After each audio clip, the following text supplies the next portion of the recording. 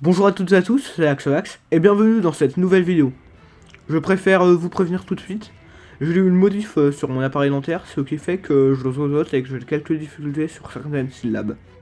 Pour les passages incompréhensibles, je mettrai des sous-titres, cela devrait s'arranger dans 1 ou 2 semaines. En attendant, j'ai des problèmes d'élocution, et j'articule mal. Donc aujourd'hui, concept un peu différent d'habitude, je vous explique tout de suite ce que je nomme théorie fumeuse. Dans cette série de vidéos, je vais émettre des théories sur un personnage, un lieu ou un événement de jeu vidéo, mais de manière humoristique. Donc dans ce concept de vidéo, ne vous attendez pas à des choses très sérieuses car je ne le suis pas. Logique. Dans cette vidéo, je vais parler des bien connus Kurogu. Ces petits personnages de la série Zelda vous offrent des noix lorsque vous les trouvez. Ces créatures, aussi nommées enfants de la forêt, considèrent l'arbre Mojo comme leur père. Celui-ci est aussi le protecteur de la forêt d'Hyrule et veille sur la lame purificatrice. Donc, vous l'aurez compris, les Kurogu sont d'origine végétale. Tout cela est dit dans les jeux Zelda. Mais pour moi, on ne nous dit pas toute la vérité. Les armes sylvestres ne sont trouvables que dans la forêt Kurogu ou dans des coffres. Et il est dit dessus qu'elles servaient aux Éliens à trancher les plantes leur barrant le passage lors de leurs explorations. Vous devez sûrement vous dire qu'il n'y a aucun rapport. Mais il est dit aussi que les Kurogu offraient ces armes aux explorateurs Iliens. Donc les Kurogu aidaient les explorateurs à détruire la flore et donc leurs congénères non humanoïdes. Rinkundo l'a déjà dit dans sa vidéo sur l'iceberg de The Legend of Zelda Breath of the Wild. D'ailleurs, ces créatures n'ont aucun respect pour personne. Noea nous demande d'aller chercher les 900 puis les 1000 noix Kurogu. Et nous savons très bien que ces noix sont en réalité des crottes de Kurogu.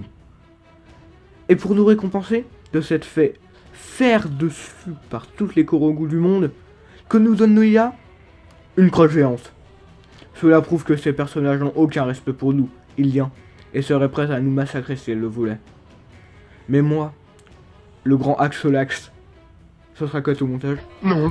Mais moi, je vais encore plus loin dans ma théorie. Les Kurogu sont des êtres végétales installés partout sur la map de Zelda. Ces psychopathes veulent détruire les autres végétaux, ou voulaient, car ils doivent se sentir supérieurs avec leur possibilité de bouger. Ce qui font d'elles des dangers pour le royaume. Et ça, les joueurs l'ont très bien compris, en massacrant ce peuple dans le dernier opus avec toutes sortes de machines de torture. Mais la haine attise la haine. Et les Kurogu vont monter une vengeance. Bah ouais, logique. Mais pas dans les jeux vidéo. Mais bien dans notre monde. Leur but? Contrôler notre monde et détruire toute forme de végétation. Et cela a déjà commencé par la déforestation en Amazonie.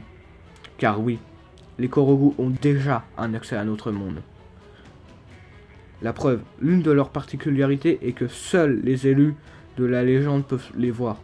Or, dans notre monde, cette légende n'existe pas, leur permettant d'agir sans se faire voir. Le seul Kurogu ne voulant pas nous envahir est l'arbre Mojo. Il l'a prouvé en protégeant Link dans Ocarina of Time et en veillant sur l'épée de légende dans Breath of the Wild. Mais celui-ci se fait vieux, et ses enfants sont de plus en plus nombreux. Ils tombent plus souvent dans le sommeil et de plus en plus longtemps, laissant les Kurogu sans surveillance. Mais si celui-ci meurt, les Kurogu meurent aussi, comme nous l'a prouvé Ganondorf dans le dernier opus de la série. Cela m'amène à me poser la question, et si Ganondorf voulait empêcher les Kurogu de dévaster notre monde en détruisant Hyrule? Ce personnage est présent dans la série depuis le tout début, et aurait entendu grâce aux esprits à son service que les Kurogu comptaient détruire notre monde. Son objectif a donc changé, passant de contrôler Hyrule à sauver notre monde. Car si notre monde est détruit, les consoles et les jeux aussi. Et si les jeux sont détruits, Ganondorf mourra. Et cela empêchera son souhait d'être exaucé.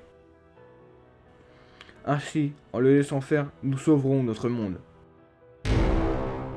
Vous avez compris, il ne faut plus empêcher Ganondorf de détruire Hyrule.